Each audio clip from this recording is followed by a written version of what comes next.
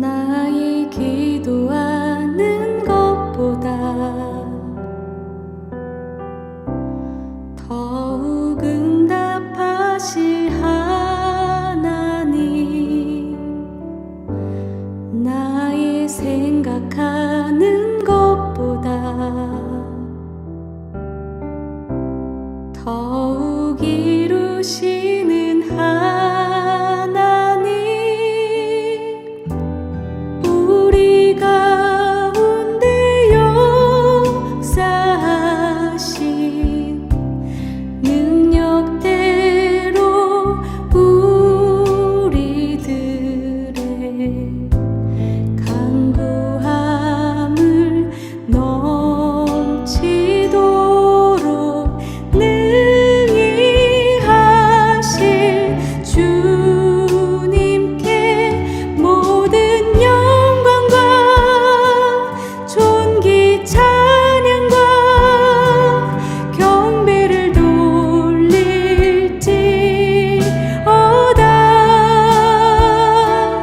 모든 영광과 존귀 찬양과 경배를 돌릴지어다. 할렐루야. 주님과 함께 살고 이웃과 함께 사는 우리 모두가 되길 바랍니다. 오늘 말씀은 하나님 앞에 정직히 행하며 개혁을 단행하였던 요시야 왕 이후에 여호와 하나님의 길을 따르지 않아 멸망의 위기에 놓인 유다의 어지러운 정세에 대한 내용을 다루고 있습니다. 바라기는 오늘 말씀 묵상을 통해 하나님을 삶의 중심에서 밀어냈을 때 열강의 힘과 정세의 흐름에 따라 살아가게 됨을 알아 하나님을 온전히 의지하며 살아가기를 꿈꾸고 소원하는 우리 모두가 되길 주님의 이름으로 축원합니다. 함께 묵상한 하나님 말씀은 열왕기하 23장 31절부터 24장 7절까지입니다. 말씀 듣고 묵상 나눔하겠습니다. 여호아하스가 왕이 될 때 나이가 23세라. 예루살렘에서 석 달간 다스리니라. 그의 어머니의 이름은 하무달이라. 림나 예레미야의 딸이더라.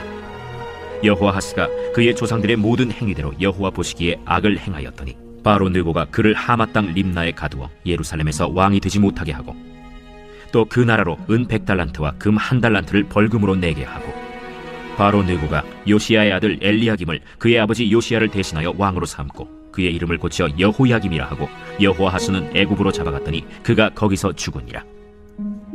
여호야김이 은과 금을 바로에게 주니라. 그가 바로 느고의 명령대로 그에게 그 돈을 주기 위하여 나라에 부과하되 백성들 각 사람의 힘대로 액수를 정하고 은금을 징수하였더라. 여호야김이 왕이 될 때 나이가 25세라. 예루살렘에서 11년간 다스리니라. 그의 어머니의 이름은 스비다라. 루마 부다야의 딸이더라. 여호야김이 그의 조상들이 행한 모든 일을 따라서 여호와 보시기에 악을 행하였더라.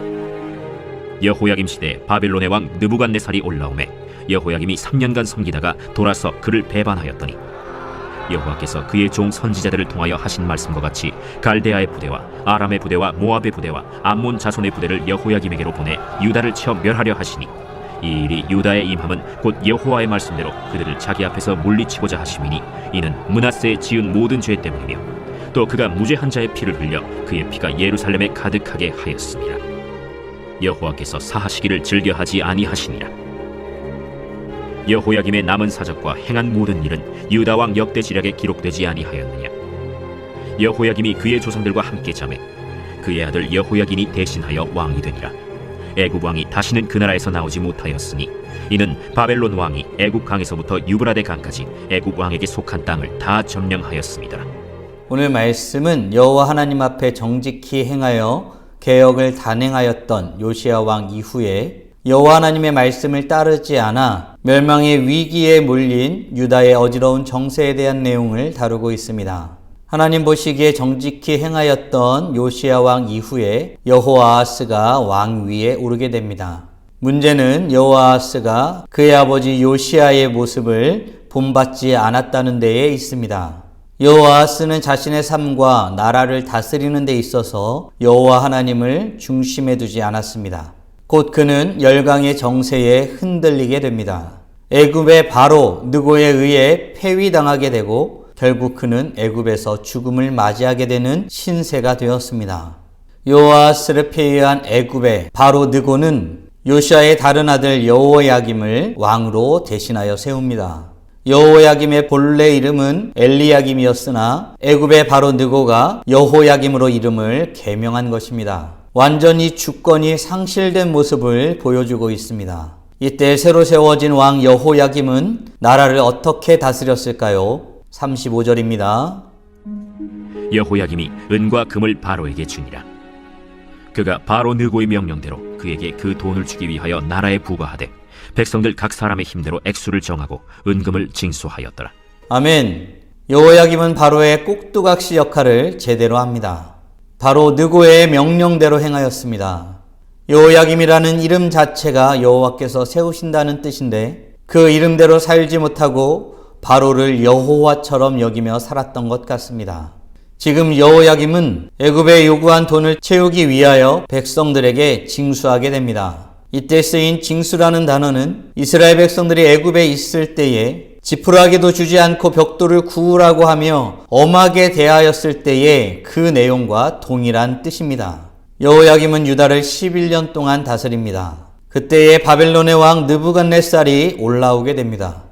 여호야김은 당시 정세를 주름잡던 바빌론을 3년간 섬기다가 돌아서 그를 배반하게 됩니다. 일로 인해 유다는 큰 위기에 처하게 됩니다. 갈대아의 부대와 아람, 모압, 암몬의 공세가 유다를 멸하게 하기 위하여 맹렬하게 펼쳐졌기 때문입니다.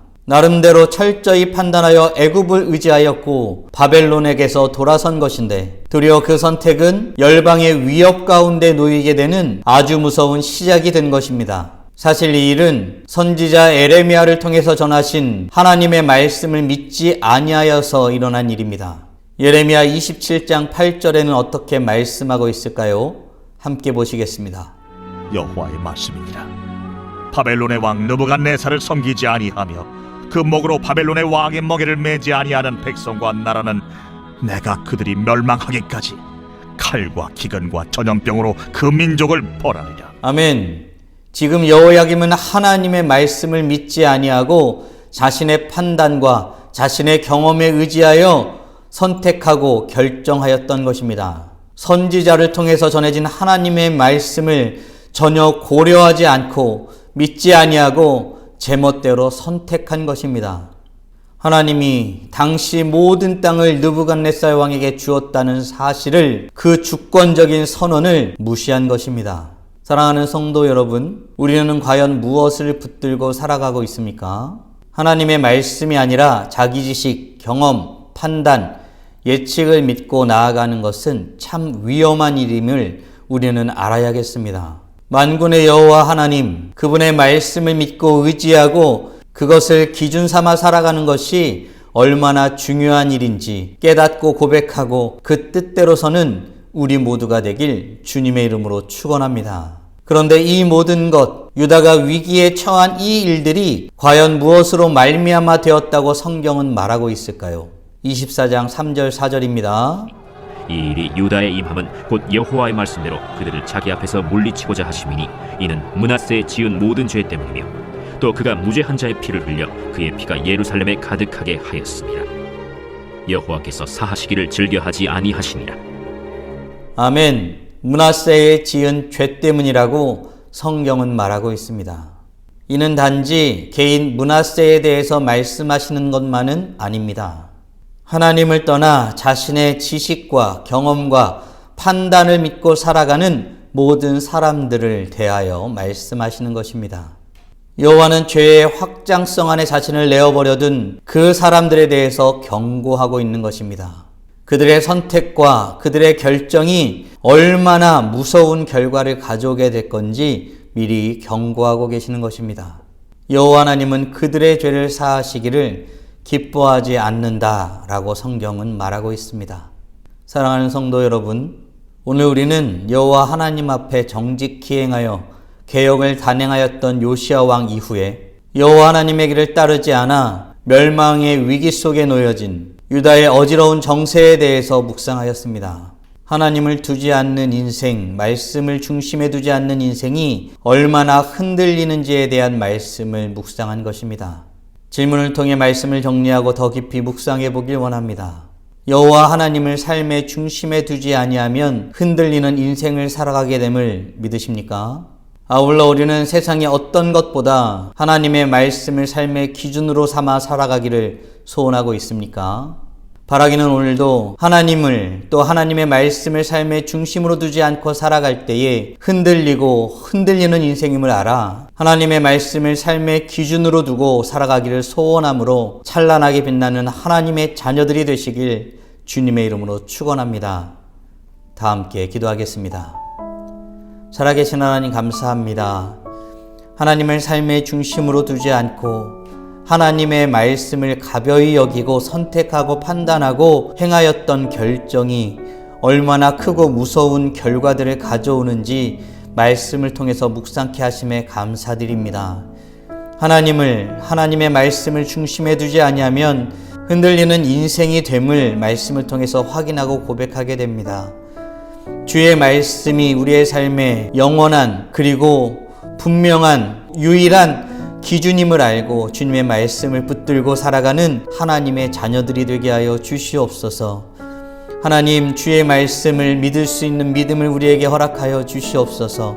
주의 말씀대로 살아가기로 결단할 수 있는 용기를 우리에게 허락하여 주시옵소서. 이로써 여호와 하나님을 기뻐하고 주님의 영광을 위해 살아가는 우리 모두가 되기를 간절히 소원하오니 주여 복에 복을 더하여 주시옵소서. 오늘 하루도 주님께서 원하시는 모습으로 살아가기에 결단하고 주님의 말씀을 선택합니다. 이로써 찬란하게 빛나는 하나님의 자녀들이 되게 하여 주시옵소서. 이 모든 말씀 우리 주 예수 그리스도의 이름으로 기도드리옵나이다. 아멘.